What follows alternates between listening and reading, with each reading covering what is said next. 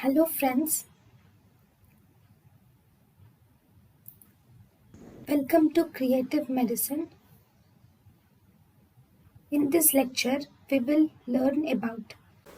Hello friends, let us now learn some important points about physiological antagonism.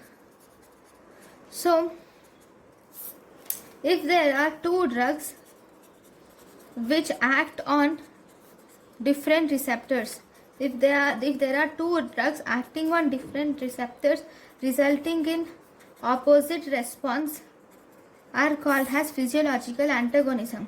Example, if you see histamines and adrenaline action on bronchial muscles, they act on different receptors. For example,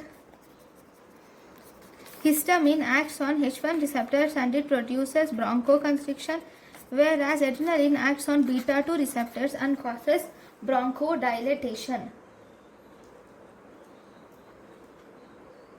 So this is about the physiological antagonism. Thank you for watching.